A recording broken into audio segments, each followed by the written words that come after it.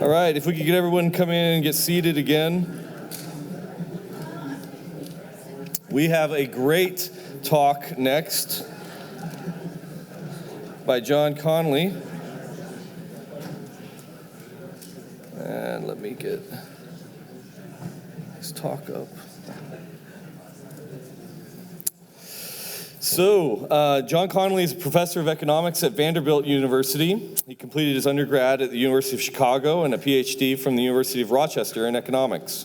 He's a co-founder and first president of the Association of Public Economic Theory, APET, and co-founder and editor of the Journal of Public Economic Theory and open access letters journal, The Economics Bulletin. Earlier research focused on public economic theory, general equilibrium, and cooperative and non-cooperative game theory. More recently, interested in innovation, scientific communication, science of science, and economics of information and communications technology. A warm round of applause for John Conley.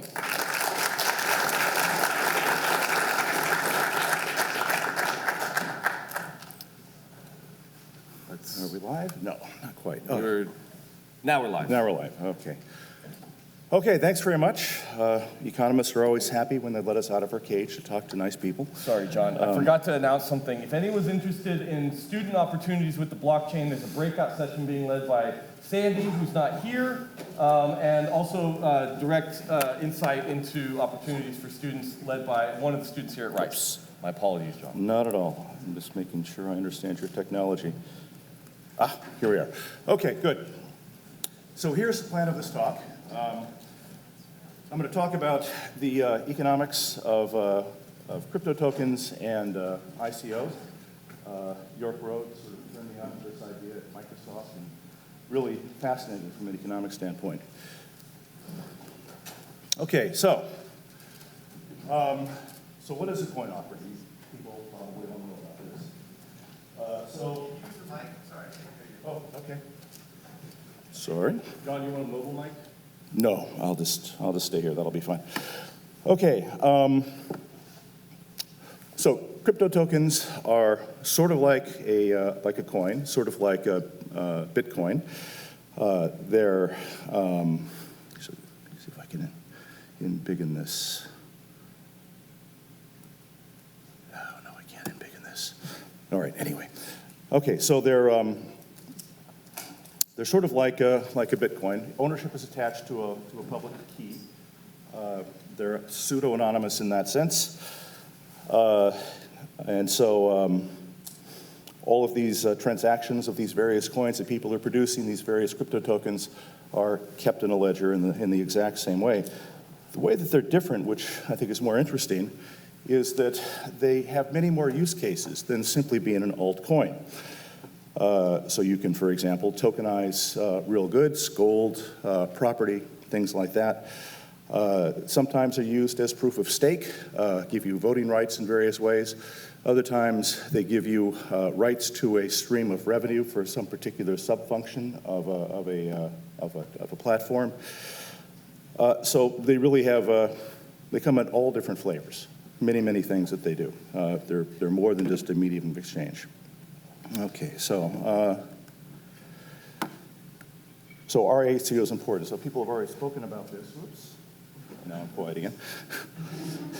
All right, so what I've read is about $1.4 billion was spent in 2016 on blockchain. It could be more.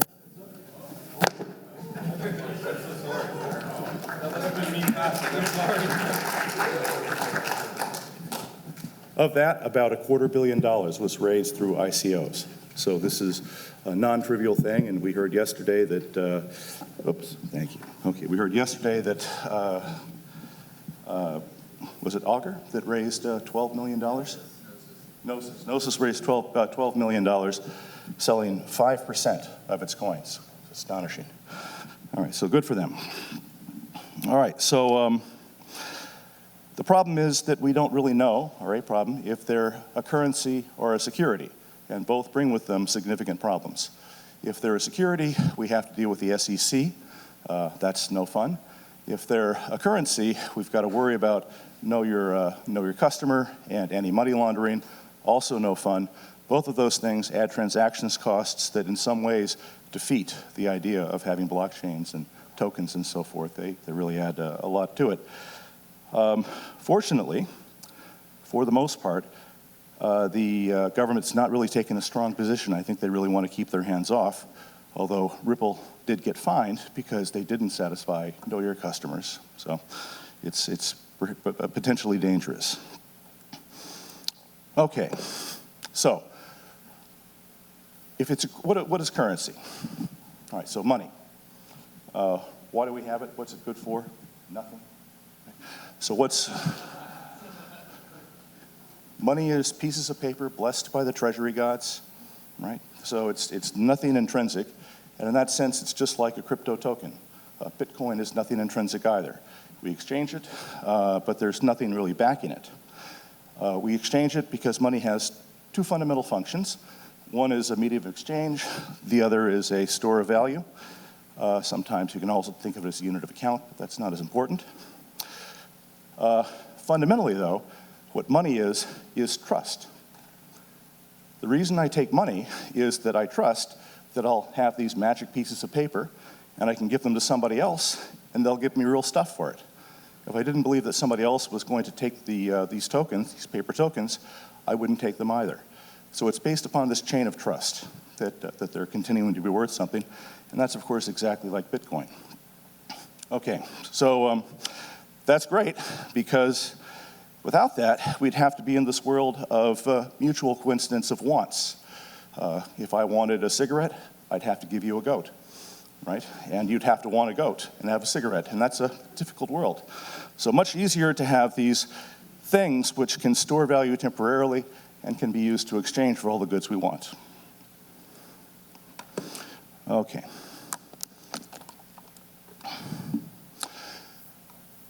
One of the big problems with crypto tokens as they stand is they're a rotten store of value, right? They're incredibly volatile, move all over the map, up and down, and the question is, why?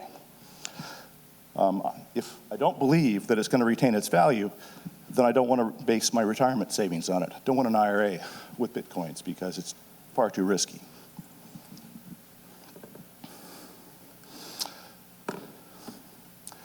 So, actually, the main focus of this talk, then, is to think about 5 different valuation models. How it is we can actually think about the value of tokens of all kinds, what sort of drives that value, and then what that implies for ICOs, and how you should think about executing them. Okay, so the first value model is the quantity theory of money. So I've read, 50 white papers because, don't have any friends. So, very interesting. A lot of economics is hinted at, sometimes correctly, largely incompletely. So you do see a lot of people waving their hands in the direction of the quantity theory of money. And here's what it says.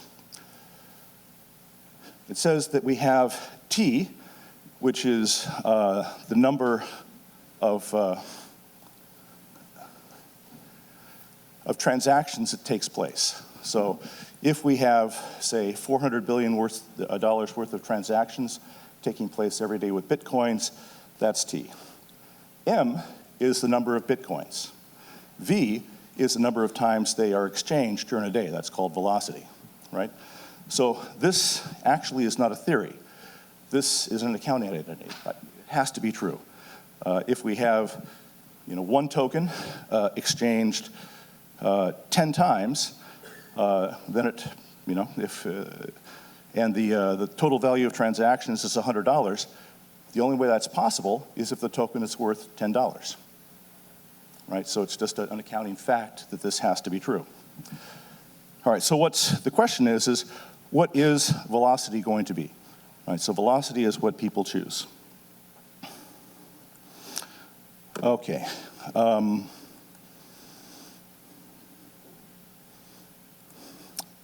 Second model here is what we use for security. The first is really what we'd use if we thought BitToken was a currency. This is the way we'd value a security, and we think of this as the present value of whatever profits or dividends that a security would give us. And we discount that according to the opportunity cost of capital.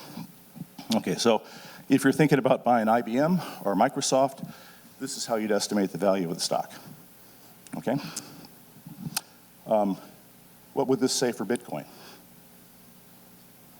0, right? There's no flow of benefits from Bitcoin. There's no dividends. So this doesn't actually tell us anything about the potential value of Bitcoin. Here's another one. This is the efficient market theory. And what this really says is that there are no $5 bills laying on the ground. If I believe that anything at all, a house, a dog, a piece of currency, a security, is going to be worth $100 tomorrow, it's got to be worth $100 today, right? If it was worth $80 today, I'd buy it, and that'd bid the price up to 100. If it were worth 120, I'd short it, right? So efficiency, the opportunity to make arbitrage profits, drives it.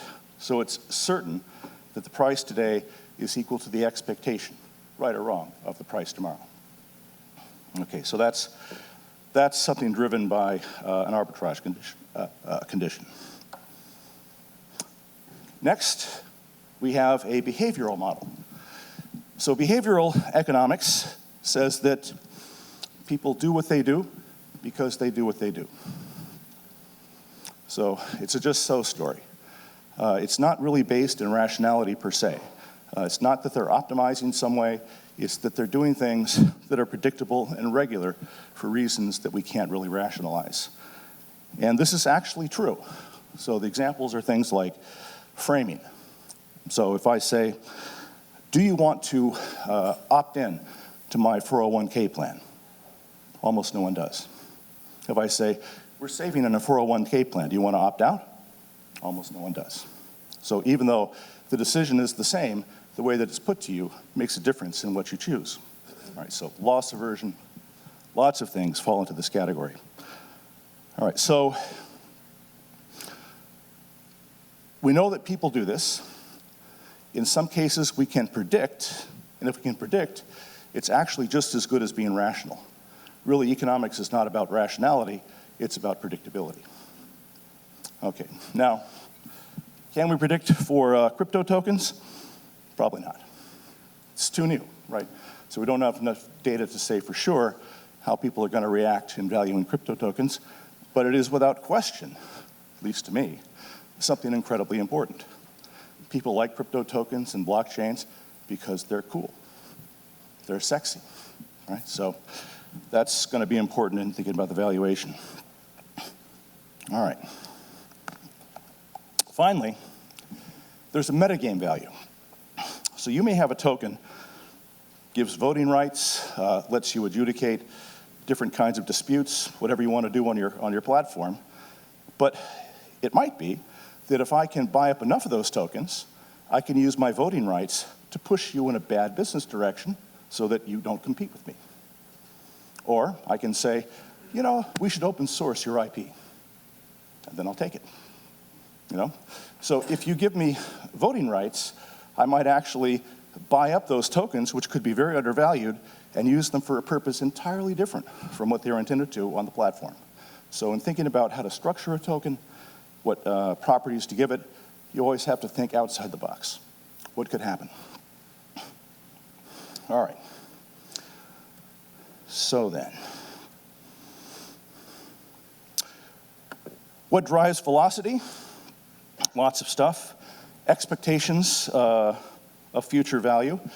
If I think the currency is going to go up in value, I hold it because I expect to make money, right? So I'm less likely to sell it. On the other hand, with fiat currencies, there are fractional reserve requirements. With Bitcoin and so forth, there's transactions cost. It takes me a while to get a trade happening. So things that slow down the transfer of currencies are what slows down velocity. Okay. So let's do a little math. What does the quantity theory of money tell us about the value of a cryptocurrency? So the rough math is this. There's about $400 million worth of transactions a day for Bitcoin. There are 16 million Bitcoins. You can trade a Bitcoin on a 10-minute cycle 144 times a day. So that means in principle, if every Bitcoin traded in every cycle, you would have 2.3 billion trades. Which means to support $400 million worth of transaction, a Bitcoin could be worth 17 cents. So what does that mean? It means quantity theory of money doesn't say the price is going to be 17 cents. It says that's the lower bound. It can't be below that or else we can't support the transactions, but it could be as low as that. So one theory evaluation tells us something maybe not very useful. Right? It's obviously not 17 cents, but that's the lower bound. The fact is, Bitcoins are about $1,100 last I checked. And quantity theory of money says that means it's got a velocity of 0.023, which means they trade about once every 44 days. And actually, the data supports that. About 2% of coins trade a day. Okay, what next?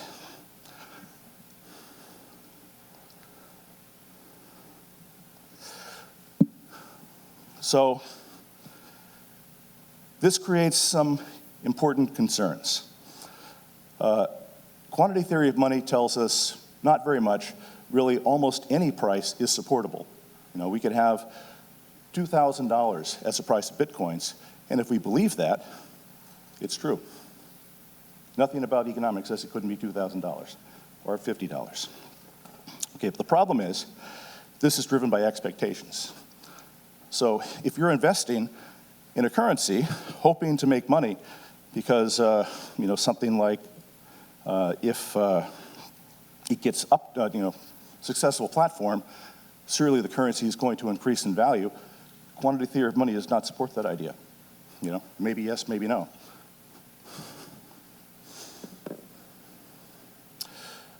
Okay, so what are the implications here? What's driving this is that in every monetary market, there are multiple, in fact, an infinite number of equilibrium. So it doesn't go to a single point. So that's something that really needs to be understood, because which of those equilibrium you go to makes a big difference for your business plan. And so what should you do? So there's what Alan Greenspan tells us. You can't understand it. All right, so the way I like to think about monetary policy is this.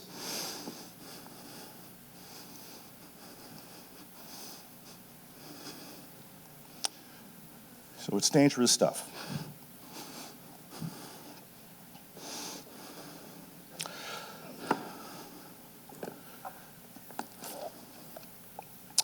Okay then, what can we learn? There are some things which are clearly bad practice, which I think go on a lot. The first is most ICOs hold back a share of the coins. Often it's about 20%. Recently, with Gnosis, it's 95%. Ripple has about 70% of the coins held by founders. Why is that a bad idea?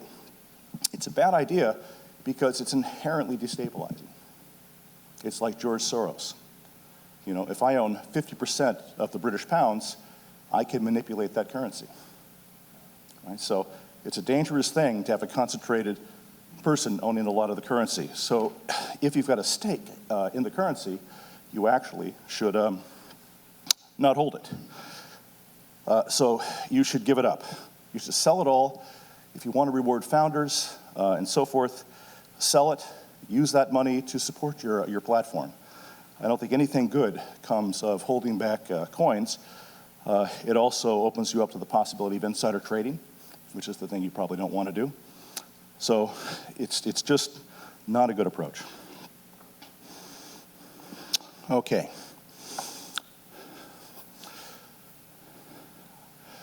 Some tokens are sharing profits in various ways. There's a stream of revenues, might be from making judgments about different kinds of things on it, like gnosis. You have to say things about what's the outcome of a bet.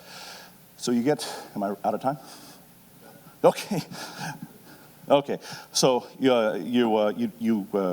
do things for the network. You get profit shared. You should value then the coin at the present value of that profit share. All right, so that provides another lower bound on the value of coins. Okay, so voting control.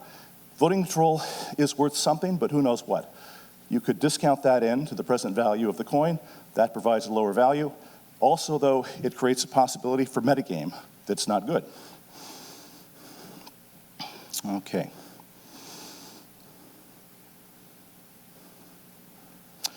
Proof of stake, same sort of thing. If you're requiring people, this is actually another important point, requiring people to buy your tokens to do stuff for you, like adjudicate or vote or so on, that's work. That's costly, right? So if I get a stream of profits, plus you want a stream of work, I subtract the cost of the work from the stream of profits. What that means is that the capitalized value of the token is reduced by the amount of work for the next 20 years. And so that's exactly like paying your electricity bill 20 years in advance. Why would you do that? So pay for services separately. I'll finish with these. So here are the lessons that come out of it. First of all, monetary systems are very, very hard to run. They're very volatile. It's just not accurate to say that if your platform is successful, the value of the token will increase. Maybe it will, maybe it won't, but it's unrelated. Right, so that's not right. Second, consider setting aside a fraction of your sale to stabilize the currency. If the currency goes down, buy it up, bring it back up. So actually, instead of holding currency, you should hold cash and use that to support the value of the token. Let's see. Avoid burdening tokens with work, because that just makes them worth less.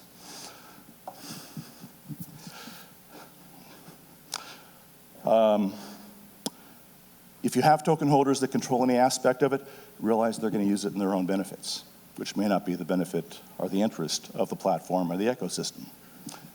So it's just game theory. Okay? The awesome thing, though, about ICOs is that you don't really have to promise anything.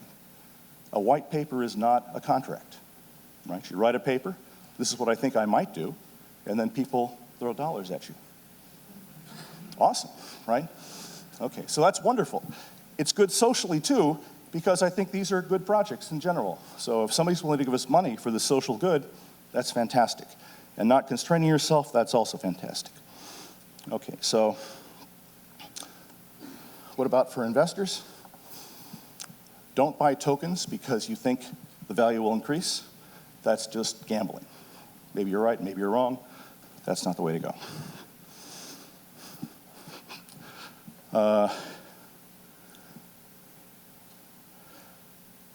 A token that tells you actually what your stream of revenues is going to be, a clear white paper, something which is sensible, a good business plan, something you believe in, that's a better token because you have a chance of getting a return based upon present value.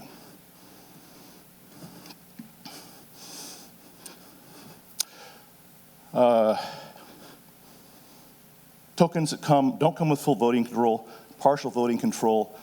Think about the incentives of the founders. Will they actually follow their promises? Does the voting make any difference? Will the other people that have voting control vote in your interests? And then finally, if the white paper doesn't exist or it's confusing, there's probably a reason. So don't do it. Okay, so those are the general lessons. These are the conclusions. Okay, so blockchains are awesome. ICOs have some problems, but certainly blockchains are something that's going to change the world. And if ICOs fund them, I think that's a good thing. So I guess the main point here is that there are significant dimensions of monetary theory, game theory, and financial economics that really you have to think about carefully in designing your token. And if you don't do it right, the token may actually bring down the platform. So think about how the token is designed. And that's it.